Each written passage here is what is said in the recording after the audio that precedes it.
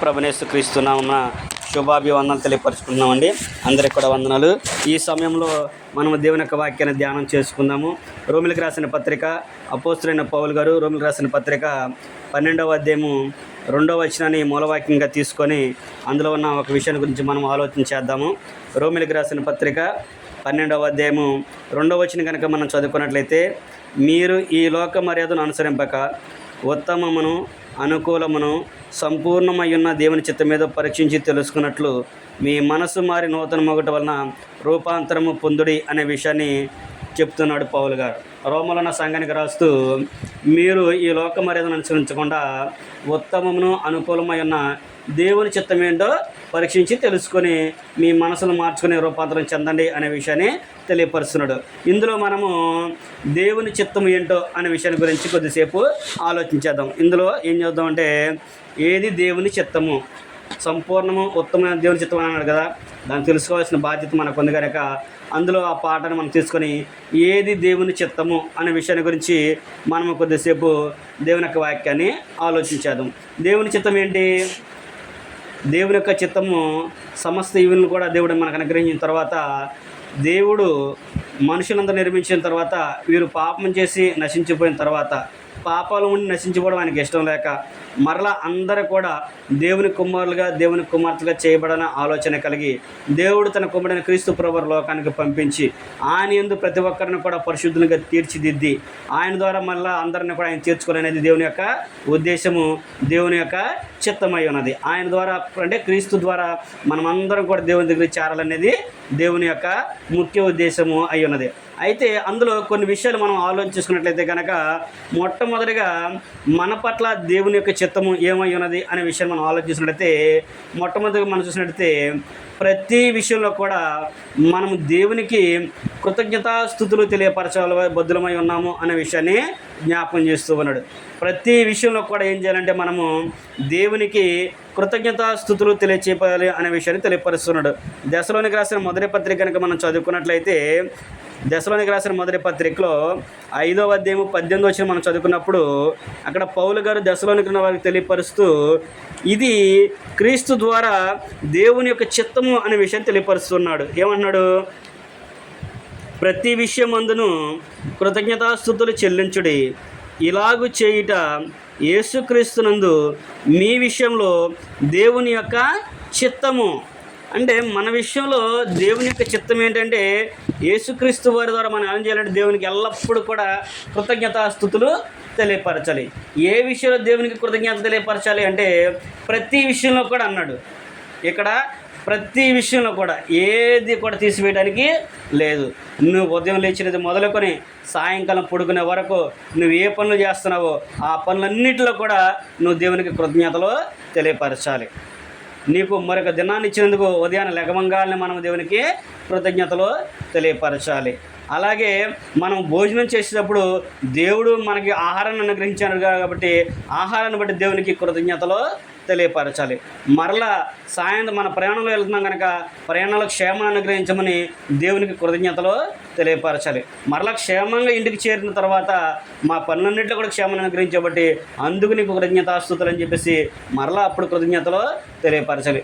మరలా పడుకునేటప్పుడు కూడా, దేవా ఈ దినమంతా కూడా మా ప్రయాణంలో క్షేమాన్ని అనుగ్రహించి చక్కగా పడుకోవడానికి అవకాశం ఇచ్చావు కాబట్టి అందుని బట్టి నీకు కృతజ్ఞతలు తండ్రి అనే విషయాన్ని మనము తెలియపరచ బద్దులమై ఉన్నాము. ప్రతి విషయంలో కూడా అన్నాడు. ఇక్కడ ఇక నువ్వేది కూడా లేదు. నువ్వు కాలేజీకి వెళ్ళి రాసుకునేటప్పుడు కానీ, చదువుకునేటప్పుడు కానీ, భోజనం చేసేటప్పుడు, నీళ్లు తాగేటప్పుడు ప్రతి విషయంలో కూడా నువ్వు ఏంటంటే దేవునికి కృతజ్ఞతాస్తుతులు తెలియపరచాలి. ఇలా చేయటము యేసుక్రీస్తునందు మన పట్ల దేవుని యొక్క చిత్తమై ఉన్నది. అయితే దావీదు గారు కొన్ని సందర్భాల్లో జ్ఞాపకం చేస్తూ ఉంటాడు. కీర్తన గ్రంథంలో అంటాడు, నీవు నన్ను పుట్టించిన విధానం బట్టి కృతజ్ఞతలు అని అంటాడు. అంటే నీవు నన్ను కలుగు చేసిన విధం చూడగా 139 కీర్తన మనం చదువుకుంటే, దేవా నీవు నన్ను కలుగు చేసిన విధం చూడగా భయమును ఆశ్చర్యము వణుకు నాకు పుట్టుచున్నవి, అందును బట్టి నేను నీ కృతజ్ఞతాస్తుతులు చెల్లించున్నాను అనే విషయాన్ని 139 కీర్తన 14వ వచనం కాడి మనం చదువుకుంటే అక్కడ దావీదు గారు చెప్పినట్లుగా మనము చూస్తూ ఉంటాము. 100వ కీర్తనలో కూడా ఆయనే మనల్ని పుట్టించి మన పోషి సంరక్షిస్తున్నాడు కనుక ఆయనకి ఎల్లప్పుడూ కూడా కృతజ్ఞతాస్తుతులు తెలియపరచాలి అనే విషయాన్ని కూడా దావీదు గారు ఆయన రాసిన కీర్తన గ్రంథము 100వ కీర్తనలో కూడా 1 నుంచి 4 వచ్చిన మనం చదువుకుంటే ఆయన మనకు తెలియపరిచినట్లుగా చూడగలము. కనుక మనము ప్రతి విషయంలో కూడా ఏం చేయాలంటే దేవునికి కృతజ్ఞతాస్తుతులు తెలియపరచ బద్దులమై ఉన్నాము అనే విషయాన్ని జ్ఞాపకం చేస్తూ ఉన్నాడు. 138 నెంబర్ కీర్తనలో కూడా మనం చదువుకుంటే అక్కడ కూడా కీర్తనకారుడు అంటున్నాడు, నేను పెట్టిన మొరను ఆలకిస్తున్నావు కాబట్టి నేను నీకు కృతజ్ఞతాస్తుతులు తెలియపరుచున్నాను. అంటే మనం చేసే మొర ఏదైతే ఉందో, మనం పెట్టే కృతజ్ఞతలు ఏవైతే ఉన్నాయో అవి దేవుడు ఆలకించాలి కదా. మరి నువ్వు కృతజ్ఞతాస్తుతులు తెలియపరుస్తున్నావు అంటే ఆయన అంగీకరించాలిగా. ఆయన అంగీకరిస్తేనే కదా నీకు ప్రతిఫలం అనేది. నువ్వు ప్రార్థన చేస్తున్నావంటే ఆ ప్రార్థన దేవుని సన్నిధికి చేరితేనే కదా నీకు ప్రతిఫలం అనేది.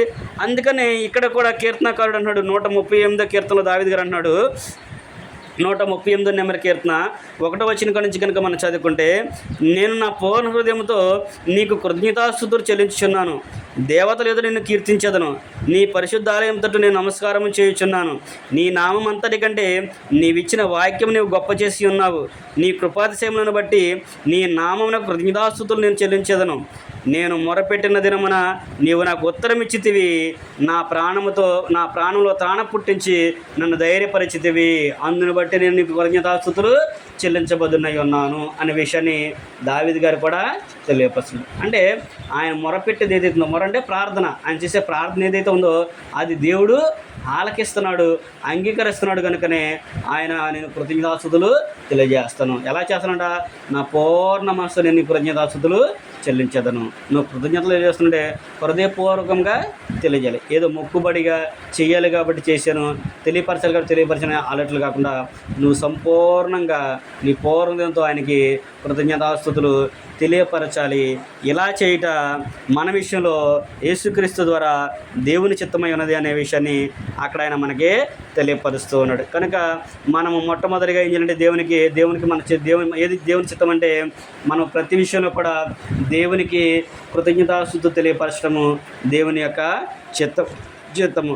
రెండో విషయాన్ని మనం ఆలోచించినట్లయితే, రెండో విషయం కనుక మనం ఆలోచిస్తే పరిశుద్ధులుగా జీవించడము అనేది దేవుని యొక్క చిత్తమై ఉన్నది అనే విషయాన్ని కూడా తెలియపరుస్తున్నాడు. మనము ఆయన ఎదుట పరిశుద్ధులంగా ఉండాలనే విషయాన్ని ఆయన ఎలాగైతే కోరుకున్నాడో అలాగే పరిశుద్ధులు ఒకటయ్యే అనే విషయాన్ని కూడా ఇక్కడ మనకి జ్ఞాపకం చేస్తున్నాడు. ఇదే దశలోనికి రాసిన మొదటి పత్రికలో 4వ అధ్యాయము 3వ వచనం కనుక మనం చదువుకుంటే అక్కడ ఆయన అన్నాడు, మీరు పరిశుద్ధులు ఒకటయ్యే. ఏంటంట ఇక్కడ చదువుతున్నాడు, మీరు పరిశుద్ధులు ఒకటయ్యే అనగా దేనికి దూరంగా ఉండాలంట? మీరు జారత్వమునకు దూరంగా ఉండటయే దేవుని చిత్తము. మీరు పరిశుద్ధులు ఒకటయ్యే దేవుని యొక్క చిత్తము. లేవి కాండంలో చెబుతాడు దేవుడు, నేను పరిశుద్ధునైనాను కనుక మీరును పరిశుద్ధులై ఉండండి అంటాడు. క్రొత్త నిబంధనలో పేతురు గారితో కూడా చెప్తాడు. 2వ అధ్యాయం మనం మొదటి అధ్యాయం మనం చదువుకుంటే 18-19 నేను పరిశుద్ధునైనాను కనుక మీరును పరిశుద్ధులై ఉండండి అనే విషయాన్ని కూడా పేతురు పత్రికలో కూడా పేతురు గారి ద్వారా దేవుడు మనకి తెలియపరచాడు. ఇక్కడ కూడా దశలోనికి పత్రికలు అన్నాడు, మీరు పరిశుద్ధులు ఒకటయ్యే దేవుని యొక్క చిత్తము. అంటే పరిశుద్ధులు ఒకటి అంటే ఏంటంటే మీరు జారత్వానికి దూరంగా పారిపోండి, కీడుగా కనిపించే ప్రతి దాని నుంచి మీరు దూరంగా వెళ్ళిపోండి అనే విషయాన్ని అక్కడ ఆయన తెలియపరిచినట్లుగా మనము చూస్తూ ఉన్నాము. కనుక మనం ప్రతి విధమైన కీడుకి దూరంగా ఉండాలి, పరిశుద్ధులుగా మనము జీవించాలి. ఎందుకంటే దేవుడు పరిశుద్ధుడు కనుక ఆయన పిల్లలు కూడా పరిశుద్ధులుగా జీవించాలి. పరిశుద్ధులకే పరలోక రాజ్యము అనే విషయాన్ని కూడా గ్రంథం మనకే తెలియపరుస్తుంది. కనుక మనము పరిశుద్ధులుగా జీవించడం అనేది దేవుని యొక్క చిత్తము, దేవుని యొక్క ఉద్దేశము. అందుకనే పౌలు గారు కూడా అంటాడు, పరిశుద్ధులుగా చేయబడడానికి పిలువబడిన వారును పరిశుద్ధులు అనబడిన వారికి అనే విషయాల్లో గ్రంథంలో తరచుగా ఆయన వాడుతూనే ఉంటాడు. పరిశుద్ధపరచబడిన వారికి, పరిశుద్ధపరచబడి వారికి అనే విషయాన్ని తెలియపరుస్తూ ఉంటాడు. కనుక పరిశుద్ధపరచబడిన వారు ఉన్నారు, పరిశుద్ధపరచబడేవారు కూడా ఉన్నారు. ప్రతి విషయంలో కూడా మనం ఎలా ఉండాలంటే పరిశుద్ధులుగా మనం దేవుని ఎదుట జీవించాలి. అది దేవుని యొక్క చిత్తమై ఉన్నది అనే విషయాన్ని మనము గమనించాలి అనే విషయాన్ని కూడా ఇక్కడ పౌలు గారు దశలోనికున్న వారి ద్వారా మనకి తెలియపరచడం మనము చూస్తూ ఉన్నాము. మూడో విషయాన్ని మనం ఆలోచించినట్టయితే మూడోది ఏంటంటే శరీరాన్ని కాపాడుకోవటము దేవుని యొక్క చిత్తము. మన యొక్క శరీరాన్ని మనం కాపాడుకోవడం కూడా దేవుని యొక్క చిత్తము అనే విషయాన్ని ఇక్కడ మనకు తెలియపరుస్తున్నట్లుగా చూడగలము. దశలోనికి రాసిన మొదటి పత్రికలోనే 4వ అధ్యాయము 5వ వచనం కనుక మనం చదువుకుంటే 4-5 వచనం కలిసి ఉంటాయి. అవి కనుక మనం చదువుకుంటే అక్కడ ఆయన అంటున్నాడు, మీలో ప్రతి వాడును దేవుని ఎరగని అన్యజనులే కామాభిలాషి యందు కాక పరిశుద్ధత యందును ఘనత యందును తమ తమ ఘటమును ఎట్లు కాపాడుకొనవలెనో అది ఎరిగి ఉండటయే దేవుని చిత్తము. మన ఘటాన్ని అంటే మన శరీరాన్ని కాపాడుకోవడమే దేవుని యొక్క చిత్తము. మన శరీరాన్ని కూడా మనం ఏం చేయాలంటే జాగ్రత్తగా కాపాడుకోవాలి. ఎందుకు కాపాడుకోవాలి అంటే పౌలు గారు కొరింథీయులకు రాస్తూ ఆయన ఒక విషయాన్ని జ్ఞాపకం చేస్తూ ఉంటాడు. కొరింథీయులకు రాసిన మొదటి పత్రిక కనుక మనం చూసినట్లయితే 6వ అధ్యాయం మనం చదువుకున్నట్లయితే కొరింథీయులకు రాయబడిన మొదటి పత్రిక 6వ అధ్యాయం మనం చూస్తే అక్కడ పౌలు గారు అంటాడు, మన యొక్క దేహాన్ని గురించి తెలియపరుస్తూ ఆయన అంటున్నాడు. ఏమంటున్నాడు ఆయన? కొరింథీయులకు రాయబడిన మొదటి పత్రిక 6వ అధ్యాయము 19-20 వచనం కనుక మనం చదువుకుంటే, మీ దేహము దేవుని వల్ల మీకు అనుగ్రహింపబడి మీలోనున్న పరిశుద్ధాత్మక ఆలయమైనదని మీరు ఎరగరా? మీరు మీ సొత్తు కాదు, విలువ పెట్టి కొనబడిన వారు గనుక మీ దేహంతో దేవుని మహిమపరచుడి. ఏంటంట? మన దేహంతో దేవుణ్ణి మహిమపరచాలి. దేవుడి దేహాన్ని ఇచ్చింది దేనికి? నీకు ఇష్టం వచ్చినట్టు తిరిగి, నీకు ఇష్టం వచ్చినట్టు నడుచుకొని, నీకు ఇష్టం వచ్చినట్టు తిని తాగి, నీకు ఇష్టం వచ్చినట్టు జీవించడానికి కాదు. ఈ దేహాన్ని ఇచ్చింది దేనికి అంటే, ఈ దేహంలో దేవుని యొక్క ఆత్మ ఉంది, దాన్ని నువ్వు జాగ్రత్తగా కాపాడుకోవాలి. ఈ దేహాన్ని బట్టి నువ్వేం చేయాలంటే, నీలో నా పరిశుద్ధాత్మకి ఇది ఒక ఆలయం. దేహం ఏంటంటే పరిశుద్ధాత్ముడికి పరిశుద్ధాత్మ మనలో ఉంది కాబట్టి దేవునికి ఆలయమై ఉన్నది ఇది. దీన్ని మనం జాగ్రత్తగా కాపాడుకోవాలి. ఎందుకంటే ఆయన మనల్ని విలువ పెట్టి కొన్నాడు. విలువ అంటే ఏ విలువ ఇచ్చాడు? ఆయన తన రక్తాన్ని కార్చాడు. క్రీస్తు ప్రభువారు మనకు దేహ నిమిత్తమైన, మన పాపాల నిమిత్తము, మన నిమిత్తం అంటే రక్తాన్ని కార్చి మనల్ని కొన్నాడు కనుక, అందుకని ఆయన పౌలు గారు అన్నాడు, మీరు మీ సొత్తు కాదు, విలువ పెట్టి కొనబడినవారు కనుక మీ దేహంతో దేవుణ్ణి మహిమపరచండి. మీ దేహంతో దేవుణ్ణి మహిమపరచాలి. మన దేహంతో దేవుని మహిమపరచాలి. ఈ దేహాన్ని బట్టి దేవునికి ఘనత కాగాలి. ఈ దేహాన్ని బట్టి దేవునికి మహిమ అనేది కలిగేటట్లుగా మనము జీవించాలనే విషయాన్ని కూడా ఇక్కడ పౌలు గారు కొరింథీలో ఉన్న పట్టణం ద్వారా మనకి తెలియపరుస్తున్నాడు. కనుక మనం ఎలా జీవించాలి అనేది కనుక మనం ఆలోచించినప్పుడు మొట్టమొదటిగా దేవునికి ఏం తెలియపరచాలంటే కృతజ్ఞతాస్తుతులు తెలియపరచడం దేవుని చిత్తం అన్నాడు. రెండవదిగా ఏం తెలియపరిచాడు? మనము పరిశుద్ధులుగా జీవించాలనేది తెలియపరిచాడు. మూడవదిగా మన దేహాన్ని, మన శరీరాన్ని మనం చాలా జాగ్రత్తగా కాపాడుకోవాలి అనే విషయాన్ని తెలియపరుస్తున్నాడు. ఈ దేహము దేవునికి ఆలయమై ఉన్నది. ఇది క్రీస్తు ప్రభువారు మనల్ని రక్తమిచ్చి కొన్నాడు. ఎవరైతే క్రీస్తు ప్రభు యొక్క రక్తంలో కడగబడ్డారో వాళ్ళు ఎవరు సొత్తు అంటే, ఇక నీ సొత్తు నువ్వు కాదు, నువ్వు ఎవరు అంటే క్రీస్తు ప్రభు యొక్క సొత్తువి. కనుక ఈ దేహంతో నువ్వు ఏం చేసినా కానీ దేవునికే చెందుతుంది. నువ్వు ఒకసారి బాప్తిసం తీసుకున్న తర్వాత, సంఘంలో చేర్చబడిన తర్వాత, ఈ దేహంతో నువ్వు ఏ పని చేసినా సరే, అది మంచే కానీ చెడే కానీ, ఏది చేసినా కానీ అది దేవునికే చెందుతుంది. కనుక నీ దేహంతో నువ్వు దేవుని మహింపరుస్తావో లేదా దేవునికి అవమానకరంగా నువ్వు జీవిస్తావు అనేది నీవే పరిశీలన చేసుకోవాలి.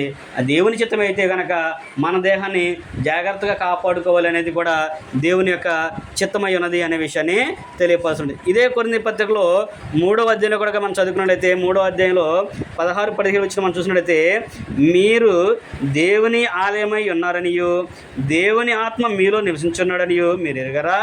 ఎవడైనను దేవుని ఆలయమును పాడు చేసిన యెడల దేవుడు వారిని పాడు చేయును. దేవుని ఆలయము పరిశుద్ధమై ఉన్నది, మీరు ఆ ఆలయమై ఉన్నారు అనే విషయాన్ని అక్కడ తెలియపరుస్తున్నాడు. ఏం తెలియపరుస్తుంది ఇక్కడ? మీరు దేవుని ఆలయమై ఉన్నారని, దేవుని ఆత్మ మీలో నివసించున్నారని మీరు ఎరగరా? ఎవడైనను, ఇక్కడ చూడండి, ఎవడైనను ఈ దేహాన్ని పాడు చేస్తే దేవుడు వాడిని పాడు చేస్తాడు. ఎందుకంటే ఈ దేహం ఏంటంట దేవునికి ఆలయమై ఉన్నది. మరి దేవుని ఆలయాన్ని పాడు చేస్తే దేవుడు ఊరుకుంటాడా? క్రీస్తు ప్రభువారు జీవించిన కాలంలో సువార్తలు మనం చదువుకుంటే దేవాలయంలో వాళ్ళు ఏం చేస్తున్నారంటే రోకలు మార్చుకుంటూ, పౌరాలు నమ్ముకుంటూ వ్యాపారాలు చేస్తూ ఉన్నప్పుడు ఆయన వాటన్నిటిని కూడా తోసివేసి, కొరడాలతో తాళు చేసి వాళ్ళందరినీ తోసివేసి, నా దేవుని మందిరాన్ని మీరు వ్యాపార బిడ్డలుగా చేస్తున్నారా అని చెప్పేసి అంటూ ఉంటాడు. అంటే ఆ భౌతిక సంబంధంగా ఆ మందిరాన్ని ఒప్పుకున్నప్పుడు మరి ఇది ఆత్మ సంబంధమైన మందిరంగా మరి దీన్ని పాడు చేస్తే ఆయన ఒప్పుకుంటాడా? నా దేహం, నా ఇష్టం, నేను తాగుతా, నేను తిరుగుతా, నా ఇష్టం వచ్చినట్టు చేసుకుంటానంటే ఒప్పుకుంటాడు ఆయన? అందుకండి ఎవడైనాను ఈ దేహాన్ని పాడు చేసిన యెడల దేవుడు వాడిని విడిచిపెట్టడు, ఆయన ఒప్పుకోడు అనే విషయాన్ని కూడా దేవుని యొక్క వాక్యం మనకి తెలియపరుస్తుంది. కనుక మన దేహంతో దేవుణ్ణి మహింపరిచేవారిగా మనం ఉండాలి. అది దేవుని యొక్క చిత్తమై ఉన్నది అనే విషయాన్ని మనము చూస్తూ ఉన్నాము. 4వ విషయాన్ని మనం ఆలోచించినట్లయితే దేవుణ్ణి స్తుతించాలి, సన్నుతించడం. మనం ఏం చేయాలంటే దేవుణ్ణి సన్నుతించే వారిగా ఉండాలనే విషయాన్ని కూడా ఇక్కడ మనకి తెలియపరచినట్లుగా మనం చూస్తూ ఉన్నాము. కీర్తనల గ్రంథము 103వ అధ్యాయము 21వ వచనం కనుక మనం చదువుకుంటే దావీదు గారు అంటాడు, కీర్తన గ్రంథంలో మనం చదువుకుంటే ఆయన తెలియపరిచిన సందర్భం చూసినట్లయితే కీర్తన గ్రంథము 103వ అధ్యాయము 21వ వచనం కనుక మనం 21వ వచనం కనుక మనం చదువుకుంటే ఆయన అంటున్నాడు, యెహోవా సైన్యములారా, ఆయన చిత్తము నెరవేర్చు ఆయన పరిచారకులారా, మీరందరూ ఆయనను సన్నుతించుడి. ఏమంటాడు అక్కడైనా? యెహోవా సైన్యములారా, ఆయన చిత్తము నెరవేర్చు ఆయన పరిచారకులారా, మీరందరూ ఆయనను సన్నుతించండి. మనం ఆయన పరిచారకులమై ఉన్నాం కనుక మనము కూడా ఏం చేయాలంటే పనివారమై ఉన్నాం కనుక మనం కూడా ఆయన చిత్తాన్ని బట్టి ఆయనను సన్నుతించేవారిగా మనము ఉండాలి, ఆయన స్తుతించేవారిగా మనము ఉండాలి. నేను ఎల్లప్పుడూ దేవుని సన్నుతించేదను అనే కీర్తన కూడా పాడుతూ ఉంటారు కదా.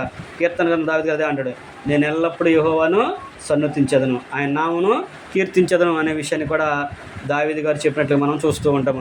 138 నెంబర్ కీర్తన కూడా మనం చదువుకుంటే 137 నెంబర్ కీర్తనలో కూడా ఆయన అంటాడు, కీర్తన గ్రంథము 138వ అధ్యాయంలో మనం చదువుకున్నట్లయితే కీర్తన గ్రంథము 138వ అధ్యాయంలో కనుక మనం చూసినట్లయితే అక్కడ కూడా ఆయన ఒక విషయం 35 కీర్తన కదా 135వ కీర్తన 135 20వ వచనం కనుక మనం చదువుకుంటే అక్కడ కూడా దావీదు గారు ఒక మాటని జ్ఞాపకం చేస్తూ ఉన్నాడు. 135 20వ వచనం కనుక మనం చదువుకుంటే యెహోవాను సన్నుతించుడి, యెహోవా యందు భయభక్తి గలవారులారా యెహోవాను సన్నుతించుడి. దావీదు గారు యాత్ర చేస్తున్న సందర్భంలో రాసిన కీర్తనలు ఇవి. ఆయన అన్నాడు, యెహోవాను సన్నుతించుడి, యెహోవా యందు భయభక్తులు గలవారులారా వీరు యెహోవాను సన్నుతించుడి. ఎవరైతే యెహోవా యందు భయభక్తి కలిగి ఉంటారో వారు దేవుణ్ణి సన్నుతించాలి, దేవుని నామాన్ని గణపరచాలి, ఆయనను కీర్తించే వారిగా ఉండాలి అనే విషయాన్ని కూడా దావీదు గారు మనకి జ్ఞాపకం చేస్తున్నాడు. కనుక మనం ప్రతి విషయంలో కూడా దేవుని చిత్తాన్ని నెరవేర్చేవారిగా ఉండాలి, ఆయన సంకల్ప ప్రకారం జీవించేవారిగా ఉండాలి. ఎప్పుడైతే ఆయన చిత్తాన్ని నెరవేరుస్తూ ఆయన సంకల్ప ప్రకారం మనం జీవిస్తామో అప్పుడు దేవుడు కూడా మనల్ని ప్రేమించి మనకు కావాల్సిన ప్రతి ఈవిని కూడా ఆయన మనకి దయచేస్తాడు అనే విషయాన్ని కూడా దేవుని యొక్క వాక్యము మనకు తెలియపరచడం మనము చూస్తూ ఉన్నాము. అలాగే 5వ విషయాన్ని కనుక మనం ఆలోచించినట్లయితే బాధ్యత కలిగి ఉండాలి. దేవుని విషయంలో బాధ్యత కలిగి ఉండాలి. బాధ్యత అంటే ఇది నా పని, ఇది నా బాధ్యత అనే విషయాన్ని మనం కలిగి ఉండాలి. బాధ్యత అంటే ఏంటో తెలుసా? ఇప్పుడు ఒక పురుషుడు ఉన్నాడు అనుకోండి, ఇంట్లో భార్యని బిడ్డల్ని పోషించడం ఎవరి బాధ్యత? భర్త బాధ్యత. ఒక స్త్రీ ఉందనుకోండి, భార్య ఉందనుకోండి, ఆమె బాధ్యత ఏంటి? తన భర్తను తన పిల్లల్ని జాగ్రత్తగా చూసుకుంటూ ఉన్న దాంట్లో వారు శుభ్రంగా వండి పెట్టి వాళ్ళని క్షేమంగా చూసుకోవడము ఆమె బాధ్యత. వాళ్ళకి సంతోషాన్ని ఇవ్వడం అనేది భార్య యొక్క బాధ్యత. పిల్లలుగా ఉన్నవారు ఏం చేయాలంటే తల్లిదండ్రులు చెప్పిన మాట విని వారు పెళ్ళయ్యేంత వరకు కూడా ఎవరి మాటలంటే తల్లిదండ్రుల యొక్క మాట విని తల్లిదండ్రులు లోపడడం అనేది వారి యొక్క బాధ్యత. కాబట్టి ఇక్కడ కూడా దేవుని చిత్తాన్ని నెరవేర్చే విషయంలో కూడా ఏది దేవుని చిత్తం తెలుసుకునే విషయంలో కూడా మనం బాధ్యతను కలిగి ఉండాలి. అందుకనే పౌలు గారు ఒక సందర్భంలో అంటారు, మీరు అజ్ఞానంగా మాట్లాడు మూర్ఖులు నోరు మీట దేవుని చిత్తము అంటాడు. మనం చూసినట్లయితే అక్కడ పౌలు గారు ఒక సందర్భాన్ని మనకు జ్ఞాపకం చేస్తూ ఉన్నాడు. పౌలు గారు చెప్పిన విషయాన్ని మనం ఒకసారి ఆలోచన చేసినట్లయితే పేతురు రాసినటువంటి మొదటి పత్రిక 2వ అధ్యాయం కనుక మనం చదువుకుంటే పేతురు గారు కూడా ఒక విషయం జ్ఞాపకం చేస్తున్నాడు. ఒకసారి మనం ఆలోచన చేసినట్లయితే పేతురు రాసినటువంటి మొదటి పత్రికలో మనం చూసినప్పుడు 2వ అధ్యాయము 13 నుంచి 15 వచనం కనుక మనం చదువుకున్నట్లయితే పేతురు రాసినటువంటి మొదటి పత్రిక 2వ అధ్యాయము 15 వచనం మనం చదువుకున్నట్లయితే, ఏలయనగా మీరిట్లు యుక్త ప్రవక్తన గలారై అజ్ఞానంగా మాట్లాడు మూర్ఖుల నోరు మూయట దేవుని చిత్తము అనే విషయాన్ని తెలియపరుస్తున్నాడు. దేవుని విషయంలో ఎవరైతే అజ్ఞానంగా మాట్లాడతారో, ఎవరైతే మూర్ఖంగా మాట్లాడతారో వారు నోరు మూయించడము దేవుని యొక్క చిత్తము. అంటే మరి నువ్వు ఎదుటి వారి యొక్క నోరు మూయించాలి అంటే నీకేం తెలియాలి? దేవుని సంకల్పం ఏంటో తెలియాలి, దేవుని చిత్తం ఏంటో తెలియాలి, నీవెవరవో తెలియాలి, నువ్వు ఎలా జీవించాలో తెలియాలి. ఇవన్నీ మనకు తెలిసినప్పుడు ఎవరైనా కానీ క్రీస్తుని గురించి, బైబిల్ని గురించి, దేవుని గురించి మాట్లాడినప్పుడు దాన్ని మనం సంయోచితమైన జ్ఞానం చేత వారికి వాక్యాన్ని తెలియపరిచి వారిని మాట్లాడకుండా నోరు మూయించడం అనేది అది అప్పుడు మనకి సాధ్యం అవుతుంది. అది కలిగి ఉండండి అనే విషయాన్ని కూడా ఇక్కడ పేతురు గారు దేవుని యొక్క వాక్యాన్ని బట్టి మనకే తెలియపరుస్తున్నాడు. అజ్ఞానంగా మాట్లాడు మూర్ఖుల నోరు మూయట అది దేవుని చిత్తము అనే విషయాన్ని అక్కడ పేతురు గారు మనకు తెలియపరిచినట్లుగా మనము చూస్తూ ఉన్నాము. ఎందుకంటే బైబిల్ పట్టుకున్న ప్రతి ఒక్కరు కాదులే, కానీ ఎవరైతే బైబిల్ని పట్టుకొని బైబిల్లో ఉన్న వాక్యాన్ని అనుసరించి వారి జీవితాలకు అన్వయింపజేసుకొని వాక్యానుసారంగా జీవిస్తూ ఉన్నారో వారు ఎలాగున్నారో అంటే లోకంలో జ్యోతుల వలె కనబడుతున్నారు అనే విషయాన్ని అక్కడ ఫిలిప్పీలకు రాసిన పత్రికలో మనం చూసినట్లయితే, ఫిలిప్పీ రాసిన పత్రికలో పౌలు గారు ఆ విషయాన్ని మనకి జ్ఞాపకం చేస్తూ ఉన్నాడు. ఫిలిప్పీలకు రాసిన పత్రిక 2వ అధ్యాయం కనుక మనం చదువుకున్నట్లయితే ఆయన ఈ విషయాన్ని మనకి జ్ఞాపకం చేస్తూ ఉన్నాడు. మీరు ఎక్కడ ఉన్నారు, ఏం చేస్తున్నారు, ఎలాంటి వారి మధ్య ఉన్నారో మీరు తెలుసుకొని మీరు చాలా జాగ్రత్తగా ఉండండి అనే విషయాన్ని జ్ఞాపకం చేస్తుంటే మనం చూస్తూ ఉన్నాము. పౌలు గారు రాసిన ఫిలిప్పీ రాసిన పత్రిక 2వ అధ్యాయము 14 వచ్చిన కాడి నుంచి కనుక మనం చదువుకుంటే అక్కడ ఆయన అంటున్నాడు, మీరు మూర్ఖమైన వక్రజనం మధ్య నిరపరాధులను, నిష్కలంకులను, అనిందులను, దేవుని కుమారులగినట్లు సనుగులను, సంశయములను మాని సమస్త కార్యమును చేయుడి. అట్టి జనము మధ్య మీరు జీవవాక్యమును చేత పట్టుకొని లోకముందు జ్యోతుల వలె కనబడుచున్నారు అనే విషయాన్ని తెలియపరుస్తున్నాడు. ఎవరి మధ్య ఉన్నారంట? మనము ఒక్కరి జనం మధ్య మనము ఉన్నాము. ప్రార్థన చేసినా వంక పెడతారు, ప్రార్థనకి వెళ్ళకపోయినా వంక పెడతారు, పాట పాడినా వంక పెడతారు, పాట పాడపోయినా వంక పెడతారు. అలాగే ప్రార్థనకి వెళ్తుంటే ఎక్కిరిస్తూ ఉంటారు. వెళ్ళకపోతే నిన్నటిదాకా వెళ్ళే వాళ్ళు మనిషి ఏంటి అయిపోయింది, అప్పుడే 2 రోజులుగా అయిపోయిందా భక్తి అని అంటూ ఉంటారు. అంటే అలాంటి ఒక్కరి జనం మధ్య మీరు ఉన్నారు కాబట్టి మీరు చాలా జాగ్రత్తగా ఉండి మీరు కూడా సనుగులను, సంశయాలను మాని దేవుని యొక్క చిత్తానుసారంగా మీరు నడుచుకోండి. సమస్త కార్యాలను కూడా మీరు చేయండి. మీరు ఎలా ఉన్నారంటే అట్టి జనం మధ్య మీరు ఏం చేస్తారంటే జీవవాక్యం చేత పట్టుకొని లోకమందు జ్యోతుల వలె కనబడుతూ ఉన్నారు. అట్లు యుక్తపూర్వకం గలవారే మనం నడుచుకోవాలి. అంటే లోకంలో ప్రత్యేకంగా నువ్వు నడుచుకోవాలి. నువ్వు 10 మందిలో ఒకటిగా ఉంటే గొప్పతనమే లేదు, 10 మందిలో ఒకటిగా నువ్వు ఉంటే గొప్ప ఏం కాదు. 10 మందికి ఒక్కడుగా నువ్వు ఉండాలి. అక్కడ ఒక 10 మంది ఉన్నారంటే ఆ 10 మందిని చూసినప్పుడు ఈ 9 మంది ఒక రకం, కానీ ఆ ఒకటే అనే ఆలోచన రావాలి. ఆ ఒక్కడే ఒకటే. ఆ 9 మంది ఎలాంటి ప్రవర్తన కలవారైనప్పుడు కూడా నీ ప్రవర్తన అనేది ఎలా ఉండాలంటే చాలా గొప్పగా ఉండాలి.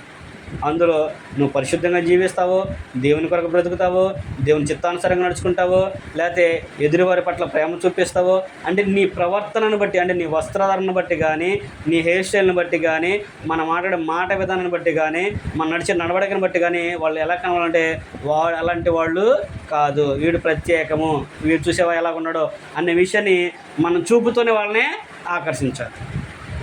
మన యొక్క ప్రవర్తనను బట్టి వాళ్ళు చూసే చూపులోనే మనం అంటే వాళ్ళని వీళ్ళు వాళ్ళతో ఏకీభవించేవాడు కాదు అనేటట్లుగా మన యొక్క విధానం అనేది ఉండాలి.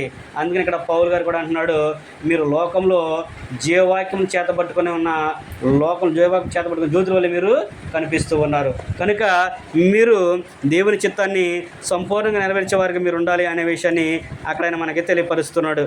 అలాగే మన యొక్క బాధ్యత ఏంటి అనేది కనుక మనం చూసినట్లయితే మనకి ఇంకో బాధ్యత ఏంటి అంటే, ఇంకొక బాధ్యత దేవుడు మనకు పెట్టాడు. ఏం పెట్టాడు? మీరు సర్వలోకమునకు వెళ్ళి సర్వ సృష్టికి సువార్తను ప్రకటించండి. ఏం చేయాలంట? మనం సర్వలోకానికి వెళ్ళి సర్వ సృష్టికి సువార్తను ప్రకటించడం అనేది ఇది బాధ్యత. ఇది మన బాధ్యత, ఇది మనకి బాధ్యత. పౌలు గారు కొరింథీ పత్రిక మొదటి పత్రిక 9వ అధ్యాయం అంటాడు, అయ్యో నేను సువార్త ప్రకటించకపోతే నాకు శ్రమ. సువార్త ప్రకటించకపోతే నాకు శ్రమ అని అన్నాడంటే, మరి ప్రకటిస్తే శ్రమ అనుకుంటున్నారా, ప్రకటించకపోతే శ్రమ అన్నాడు ఆయన? పౌలు గారు ఏమన్నాడు? ప్రకటించకపోతే శ్రమ అంటున్నాడు. మరి ఈరోజు నా ప్రకటిస్తే శ్రమ అనుకుంటున్నారు కొంతమంది. ప్రకటించకపోతేనే శ్రమ. అందుకనే మనం ఏం చేయాలంటే దేవుని యొక్క చిత్తాన్ని నెరవేర్చేవారిగా ఉండాలి. ఏది దేవుని చిత్తమై అంటే మనము దేవునికి కృతజ్ఞతాస్తుతులు తెలియపరచడం అనేది దేవుని యొక్క చిత్తము. రెండోది పరిశుద్ధులుగా జీవించడం అనేది దేవుని యొక్క చిత్తము. మూడోది మన యొక్క శరీరాన్ని మనం కాపాడుకోవడం అనేది దేవుని యొక్క చిత్తము.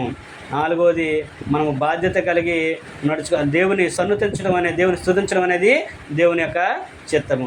ఐదోది బాధ్యత కలిగి నడుచుకోవాలి. నువ్వు ఒక క్రైస్తవుడిగా, ఒక క్రైస్తవురాలుగా, దేవుని కుమారుడిగా, దేవుని కుమార్తెగా నీకంటూ కొన్ని బాధ్యతలు ఉన్నాయి, నీకంటూ కొన్ని ఆలోచనలు ఉన్నాయి.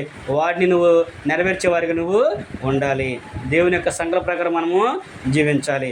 సర్వలోకానికి వెళ్ళి సర్వసృష్టి సువార్తని ప్రకటించాలి. అంతేకాకుండా ఇంకొక బాధ్యత ఏంటంటే పౌలు గారు తిమోతికి రాస్తూ అంటాడు, నీవైతే మనుషులందరి కొరకు కూడా ఏం చేయాలంటే ప్రార్థన చేయాలి అంటాడు. మనుషులందరి కొరకు కూడా నువ్వు ప్రార్థన చేయాలి. రాజుల కొరకు, అధికారుల కొరకు, నాయకుల కొరకు, ప్రతి ఒక్కరి నిమిత్తం కూడా ఏంటంటే ప్రార్థన అనేది చేయాలి. ఇది మన యొక్క బాధ్యత. ఒక క్రైస్తవుడిగా, దేవుని కుమారుడిగా, దేవుని కుమార్తెగా నువ్వేంటంటే ప్రతి దినము కూడా ప్రతి ఒక్కరి నిమిత్తం నువ్వేంటంటే ప్రార్థన అనేది చేయాలి. నీ వంతు నువ్వు సువార్తను ప్రకటించాలి. నీ వంతు నువ్వు ఎలా ఉన్నావంటే లోకంలో ప్రత్యేకంగా నువ్వు కనిపించాలి. జీవవాక్యం చేతబట్టుకున్న జ్యోతి వలె నువ్వు ప్రత్యేకంగా కనపడాలి. అంత చీకటిగా ఉంది, ఒక్క లైట్ వెలిగితే ఎలా ఉంటుంది, అంత వెలుతురు వచ్చిద్దు. అలాగే లోకం అంతా కూడా చీకట్లో ఉంది. నువ్వేం ఎలా కనపడాలంటే బైబిల్ పట్టుకున్నావు కనుక నీ జీవితం ఒక వెలుగు కనిపించాలి. వెలుగు కనపడుతుంటే అక్కడికి వెళితే మనకి చాలా నెమ్మది ఉంటుంది, చాలా ప్రశాంతత ఉంటుంది. దేవుని వాక్యం వింటే మనకి చాలా మేలు, అది నిత్యజీవము, అదే క్షేమము, అదే శాశ్వతము అనే ఆలోచనలోకి వాళ్ళు వచ్చేటట్లుగా మన ప్రవర్తనను బట్టి వాళ్ళు ఉండేట్లుగా మనము చూడాలి. అంతేకాకుండా అజ్ఞానంగా ఎవరైతే మాట్లాడతారో వారు నోరు మూయించడం కూడా దేవుని యొక్క చిత్తము. అలా వాళ్ళ నోరు మూయించాలంటే నువ్వు సంపూర్ణంగా నేర్చుకొని, అంటే నీవు దేవుని చిత్తాన్ని నేర్చుకొని దేవుని సంకల్పం జీవిస్తూ ఉంటే అది సాధ్యమవుతుందనే విషయాన్ని గ్రంథం కూడా మనకి తెలియపరుస్తుంది. అలాగే ఆరో విషయాన్ని కనుక మనం ఆలోచించినట్లయితే మన పట్ల దేవుని చిత్తం ఏమై ఉన్నది కనుక ఏది దేవుని చిత్తం చూసినట్లయితే మనము ఓర్పు కలిగి ఉండాలి. ఓర్పు కలిగి ఉండాలి. ఓర్పు కలిగి ఉండాలి అంటే ఈ రోజున చాలామందికి స్త్రీల్లో కానీ పురుషుల్లో కానీ ఓర్పు అనేది ఉండట్లా, సహనం ఉండట్లా. అందుకనే మనము ఎలా ఉండాలి అంటే దేవుడు కూడా మీకు ఓర్మి అవసరమై ఉన్నది అని అంటాడు. యాకోబు పేతురు మనం చదువుకుంటే పేతురు అంటాడు, శ్రమ పరీక్షను, పరీక్ష ఓర్పును, ఓర్పు నిరీక్షణ కలుగజేయనని ఎరిగి అని అంటాడు. అంటే శ్రమ పరీక్ష ఓర్పును కలిగిస్తుంది. కాబట్టి మనం అంటే శ్రమ యందు అతిశయించేవారిగా ఉండాలి. శ్రమ కలిగినప్పుడు, ఏదైనా ఇబ్బంది కలిగినప్పుడు, బాధ కలిగినప్పుడు దేవుని విడిచిపెడతాం కాదు, మనం ఓర్పు కలిగి ఉండాలి. ఓర్మి అవసరమై ఉన్నది అనే విషయాన్ని అక్కడ దేవుని యొక్క వాక్యం మనకి జ్ఞాపకం చేస్తుంది. హెబ్రీయులకు రాయబడిన పత్రిక కనుక మనం చదువుకుంటే హెబ్రీయులకు రాయబడిన పత్రిక 10వ అధ్యాయం కనుక మనం చూస్తే అక్కడ హెబ్రీ గ్రంథకర్త ఆ విషయాన్ని మనకు జ్ఞాపకం చేస్తున్నాడు. హెబ్రీయులకు రాయబడిన పత్రిక 10వ అధ్యాయము 36వ వచనం కనుక మనం చదువుకుంటే హెబ్రీ గ్రంథకర్త ఆ విషయాన్ని మనకు జ్ఞాపకం చేస్తున్నాడు. 10వ అధ్యాయము 36వ వచనం కనుక మనం చదువుకున్నట్లయితే అక్కడ ఆయన అంటున్నాడు, మీరు దేవుని చిత్తం నెరవేర్చిన వారే వాగ్దానం పొందిన నిమిత్తము మీకు ఓర్మి అవసరమై ఉన్నది. దేవుని చిత్తాన్ని మీరు నెరవేర్చారు, అయితే మీరు ఆ వాగ్దాన ఫలం పొందుకోవాలంటే మీకు ఓర్మి అవసరమయ్యి ఉన్నది.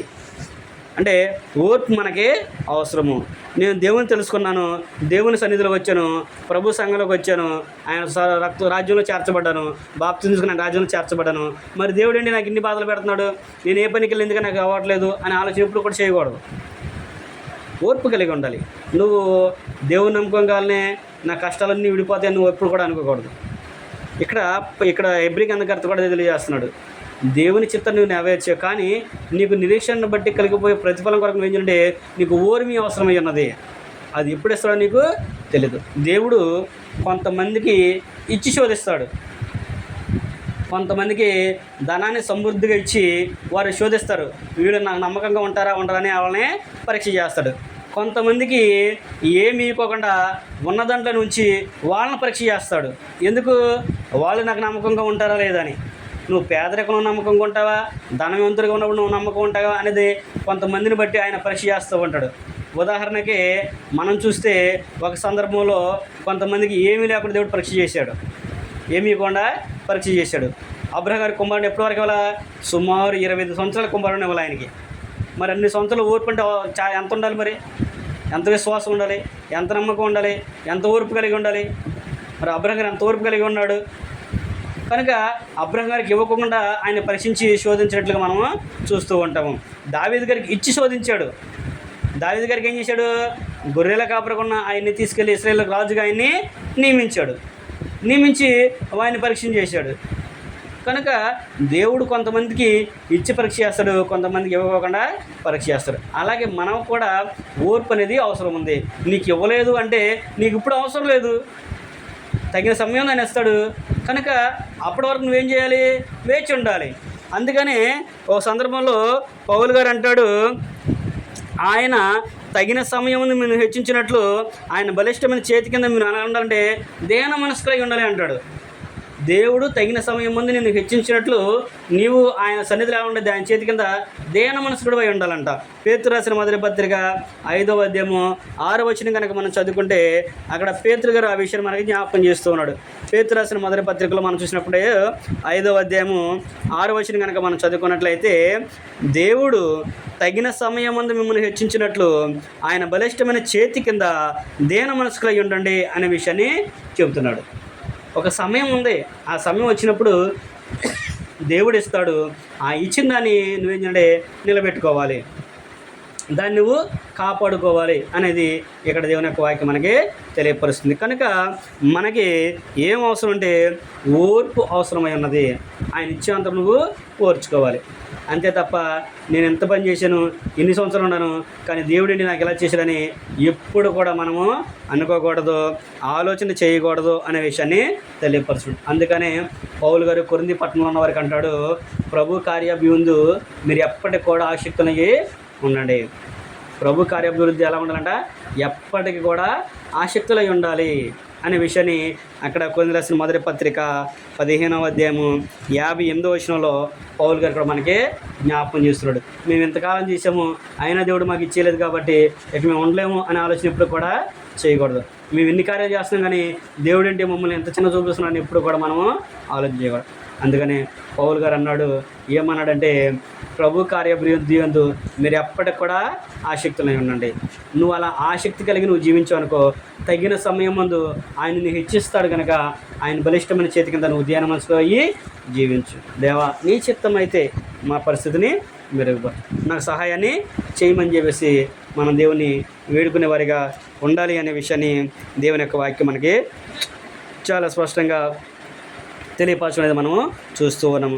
అలాగే చివరిగా 7వ పాయింట్ కనుక మనం ఆలోచించినట్లయితే, మనం ఏ పని చేసినా కానీ ఇష్టపూర్వకంగా చేయాలి.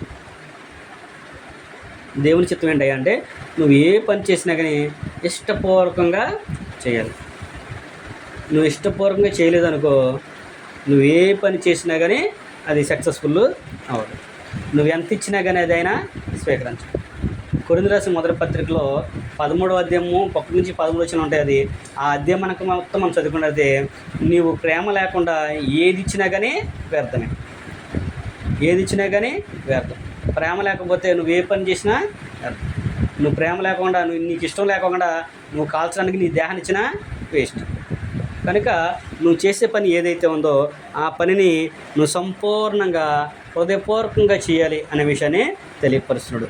నువ్వు తల్లిదండ్రులకు లోబడినా హృదయపూర్వకంగా, నువ్వు ఎదుటివారు ఎవరైనా చెప్పిన మాటన్నా మనస్ఫూర్తిగా నువ్వు చేయాలి. ఎదుటివారిని గౌరవించినా హృదయపూర్వకంగా నువ్వు గౌరవించాలి. అది నీ మనసులో ఉండాలి అనే విషయాన్ని ఇక్కడ తెలియపరుస్తున్నాడు. హెబ్రీ రాయబడిన పత్రిక కనుక మనం చదువుకున్నట్లయితే,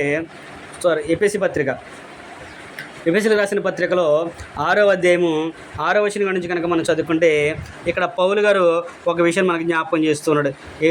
ఎఫెసీ పట్టణానికి రాస్తూ ఆయన అంటున్నాడు, ఎఫెసీలో ఉన్న సంఘానికి రాస్తూ ఆయన అంటున్నాడు, ఎఫెసీ పత్రిక 6వ అధ్యాయము 6వ వచనం కనుక మనం చదువుకున్నట్లయితే, మనుషులను సంతోషపెట్టేవారు చేయనట్లు కంటికి కనబడకే కాక క్రీస్తు దాసులమని ఎరిగి దేవుని చిత్తమును మనపూర్వకంగా జరిగించుచు అనే విషయాన్ని జ్ఞాపకం చేస్తున్నాడు.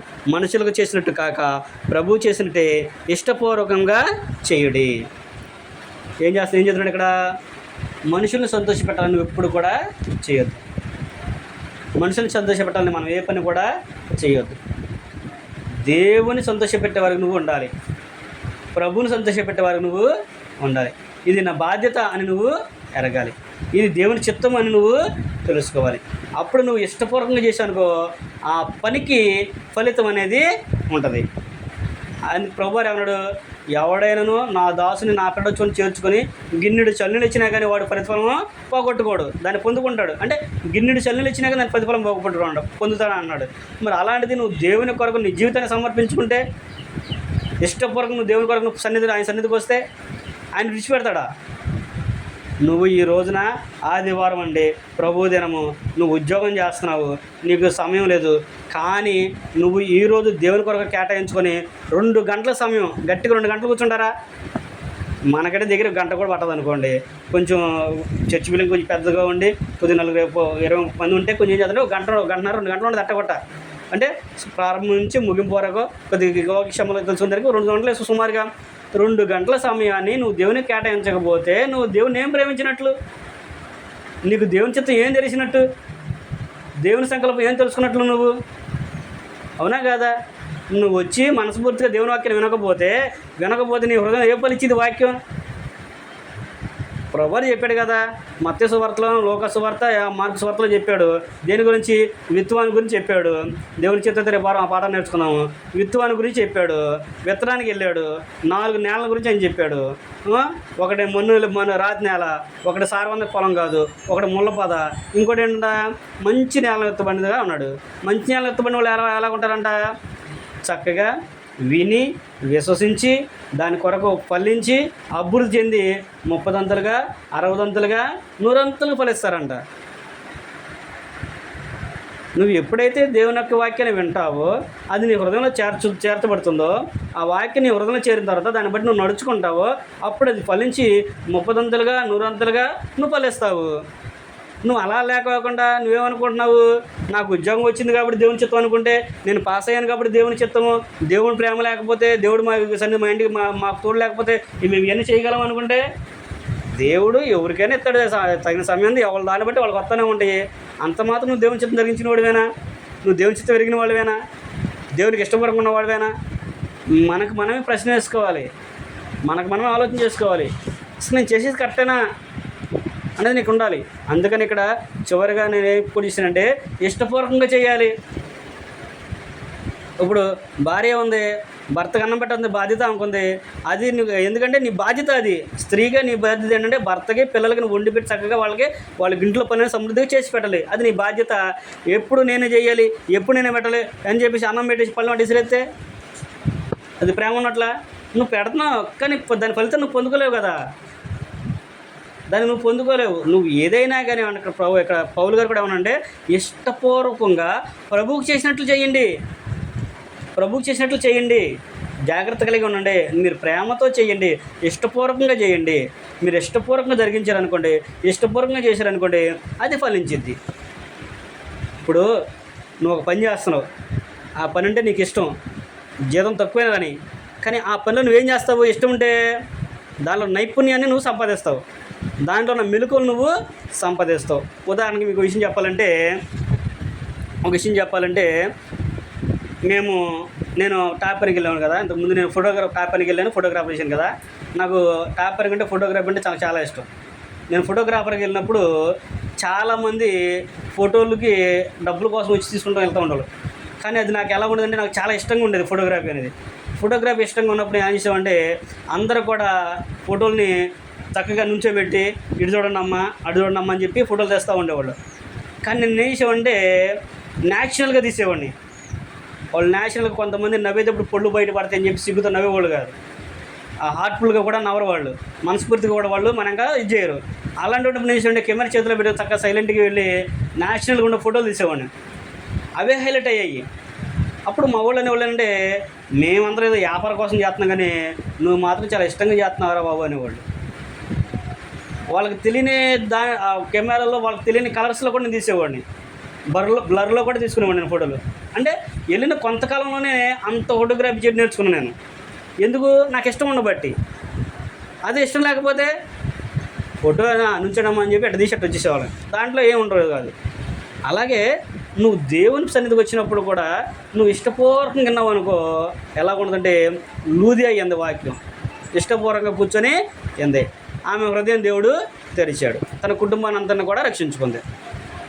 అదే నువ్వు ఇష్టం లేకుండా కూర్చుంటే, అదే అపోస్తుల కార్యంలో 11వ అధ్యాయంలో కొంతమంది ఉంటారు భక్తి మర్యాద గల స్త్రీలు. పౌలు శీల చెప్పిన వాక్యాలని విని వాళ్ళ ప్రాంతం నుంచి వెళ్ళగొట్టేస్తారు. భక్తి మర్యాద గల స్త్రీలే, కానీ పౌలు శీల చెప్పిన వాక్యాలని విని వాళ్ళు ఏం చేస్తారంటే వాళ్ళని తమ ప్రాంతం నుంచి వెళ్ళగొట్టేస్తారు. వాళ్ళు ఏం చేయలేదు, వాళ్ళు హార్ట్ఫుల్గా వినలేదు దేవుని వాక్యాన్ని. కొంతమంది విన్నారు, విశ్వసించారు, వాళ్ళని వెంబడించారు. కొంతమంది వినలేదు, వాళ్ళు ఏం చేయాలంటే వీళ్ళు అట్టగా చెబుతారు అనుకున్నారు, దాన్ని విడిచిపెట్టేశారు. అందుకనే మనం కూడా ఎప్పుడు కూడా హార్ట్ఫుల్గా మనం దేవుని వాక్యాన్ని వినాలి, హృదయపూర్వకంగా మనము వినాలి. మనం ఏ పని చేస్తే కానీ సంపూర్ణంగా ఇష్టంతో చేయాలి. నువ్వు ఇష్టంతో చేసావనుకో, ప్రేమతో చేసావనుకో, నువ్వు దాని ప్రతిఫలాన్ని పొందుకుంటావు. నువ్వు ఇష్టం లేకుండా ఎంత పని చేసినా కానీ ప్రయోజనం ఉండదు, నువ్వు ఎంత భక్తి కలిగి ఉన్నా ప్రయోజనం ఉండదు. కనుక ఏది దేవుని చిత్తము అనే విషయాన్ని మనం ఆలోచన చేసాము. ఏది దేవుని చిత్తము అనేది చూసినప్పుడు అందులో మొట్టమొదటిగా మనం ఏం చూసామంటే దేవునికి కృతజ్ఞతాస్తుతులు తెలియపరచడము దేవుని యొక్క చిత్తము. మన విషయంలో దేవుని యొక్క చిత్తము మొదటిగా దేవునికి కృతజ్ఞతాస్తుతులు తెలియపరచాలి. రెండవది మనం ఎలా ఉండాలంటే పరిశుద్ధులుగా జీవించాలి, అది దేవుని యొక్క చిత్తము. మూడోది మన యొక్క శరీరాన్ని, మన యొక్క దేహాన్ని చాలా జాగ్రత్తగా కాపాడుకోవాలి. ఈ దేహంతో దేవుని మనం మహిమపరిచేవారిగా ఉండాలి, అది దేవుని యొక్క చిత్తము. నాలుగవది దేవుని మనం ఎల్లప్పుడూ కూడా సన్నుతించాలి, అంటే స్తుతించాలి. ఎల్లప్పుడూ కూడా మనం అంటే దేవుని గణపరిచేవారిగా కీర్తన ద్వారా ప్రతి దాని ద్వారా కూడా మనం దేవుని ఎల్లప్పుడూ కూడా సన్నుతించేవారిగా ఉండాలి అనేది మనము చూసాము. ఐదవది బాధ్యత కలిగి నడుచుకోవాలి. ఒక క్రైస్తవుడిగా, ఒక దేవుని కుమారుడిగా, దేవుని కుమార్తెగా దేవుని పేరు నిలబెట్టేటట్లుగా నువ్వు బాధ్యత కలిగి నడుచుకోవాలి, అది దేవుని యొక్క చిత్తము. అజ్ఞానంగా మాట్లాడు మూర్ఖులు మోయట దేవుని యొక్క చిత్తము. కనుక మనము బాధ్యత కలిగి నడుచుకోవాలి. కుటుంబం పట్ల ఎంత బాధ్యతగా ఉంటున్నామో సంఘం పట్ల కూడా అంతే బాధ్యతను మనము కలిగి ఉండాలి. దేవుని పని పట్ల కూడా అంతే బాధ్యతను మనము కలిగి జీవించాలి అనే విషయాన్ని అక్కడ తెలియపరుస్తున్నాడు. ఆ రోజు మనం చూసినట్లయితే ఓర్పు అవసరమై ఉన్నది, ఓర్పు ఉండాలి. ఓర్పు లేకపోతే కష్టం. ఏ పనికైనా సరే ఓర్పు ఉండాలి. మనం అనుకున్నామని జరిగిపోవాలంటే కుదరదు, మనం చెప్పినామని వినాలి అనుకుంటే కుదరదు. ఏదైనా కానీ ఓర్పుతో చూస్తేనే చాలా ఫలితం ఉంటుంది. లోకం అంటారు కదా, ఓర్చుకుంటే గుడ్డు సట్టెడ్ అయ్యిద్ది అంటారు. ఓర్చుకుంటే గుడ్డు సట్టెడ్ అయ్యిద్ది అంట. ఆ గుడ్ని పొదగేసి కొడితే 4 నెలలు ఓర్చుకుంటే కూర తాగడంట, ఇది పెద్ద సట్టెడ్ అయింది, 2 కేజీలు కోడి అయింది, శుభ్రంగా ఇంటిలో 10 కూడా తినొచ్చు. అంటే నువ్వు ఓర్చుకుంటే నీకు దేవుడు ప్రతిఫలాన్ని దయచేస్తాడు. దేవుని సన్నిధిలో ఇవన్నీ కూడా సంఘానికి వెలుపల వారికి ఏ సంబంధం లేదు, సంఘంలో ఉన్నవారికే వర్తిస్తాయి. ఇవన్నీ కూడా సంఘంలో ప్రభువుని అంగీకరించి సువార్తకు లోబడిన వారికి ఇవన్నీ కూడా వర్తిస్తాయి. వీళ్ళన్నీ కూడా నువ్వు సంఘం వెలుపడుండి ఇవన్నీ కలిగి ఉండగానే సుఖం లేదు. అర్థమైందా? సంఘం వెలుపడుండి నువ్వు దేవునికి కృతజ్ఞతాస్తుతులు తెలియపరిచిన దాంట్లో విధి లేదు, పరిశుద్ధుడిగా నువ్వు జీవించిన సుఖం లేదు, నువ్వు దేవునికి ఎల్లప్పుడూ స్తుతియాగం చేసిన సుఖం లేదు, నువ్వు బాధ్యత కలిగి ఉన్నా కానీ ఆయనకి సుఖం లేదు, ఇష్టపూర్వకం చేసినా కానీ ప్రయోజనం. నువ్వు సంఘంలో చేర్చబడిన తర్వాత నువ్వు ఎప్పుడైతే ఈ కార్యాలు చేస్తావో దాన్ని బట్టి దేవుడికి ప్రతిఫలాన్ని అనుగ్రహిస్తాడు అనే విషయాన్ని మనము చూస్తున్నాం. చివరిగా మనం ఏ పని చేసినా కానీ ఇష్టపూర్వకంగా చేస్తే దేవుడు మనకి ప్రతిఫలాన్ని దయచేస్తాడు. అయితే ఇంకొక చివరికి ఒక మాట మనం చదువుకుని ముగించుకుందాము. నువ్వు ఎప్పుడైనా సరే ఈ జీవిత కాలం మటుకే దేవుని యందు క్రీస్తుని నిరీక్షించితే మనుషులందరికంటే కూడా దౌర్భాగ్యం. చివరిగా ఆ మాట చదువుకుని మనం ముగించుకుందాము. కొరింథీయులకు రాయబడిన మొదటి పత్రిక 15వ అధ్యాయము 19 వచ్చిన కనుక మనం చదువుకుంటే పౌలు గారు అంటాడు, ఈ జీవిత కాలం మటుకే మనము క్రీస్తునందు నిరీక్షించిన వారి మీద మనుషులందరికంటే కూడా దౌర్భాగ్యమయ్యి ఉందము. ఏమన్నాడు ఇక్కడ? ఈ జీవిత కాలం మటుకే మనము క్రీస్తునందు నిరీక్షించే వారమైన ఎడల మనుషులందరికంటే దౌర్భాగ్యులమయ్యి ఉంటాము. కనుక మనం దౌర్భాగ్యంగా కాకుండా దేవుని పిల్లలుగా, అదృష్టవంతులుగా, దేవుని కుమారులుగా, దేవుని కుమార్తెలుగా గొప్ప పేరు సంపాదించుకోవాలంటే మనము ప్రతిదీ కూడా దేవుని చిత్తానుసారంగా జరిగించాలి, దేవునికి ఇష్టపూర్వకంగా చేయాలి. దేవుని సన్నిధిలో ఆయన సంఘంలో రాజ్యంలో ఉండి దేవునికి తగినట్లుగా మనం కనుక జీవిస్తే, ఇష్టపూర్వకంగా చేస్తే తగిన సమయమందు ఆయన మనల్ని హెచ్చిస్తాడు. కనుక మనమందరం కూడా దేవునికి ఎల్లప్పుడూ కూడా కృతజ్ఞతలు తెలియపరచడమే కాకుండా మన పట్ల దేవుని యొక్క చిత్తం ఏమని తెలుసుకొని ఆ చిత్తాన్ని ఎల్లప్పుడూ కూడా నెరవేర్చే వారు ఉండాలనే విషయాన్ని ప్రేమతో మీకు తెలియపరుస్తూ నాకు నేను తెలియపరచుకుంటూ ఈ మాట అందరితో ముగిస్తున్నాను. ఓపికతో మీ అందరూ కూడా ప్రభు నామమున వందనాలు.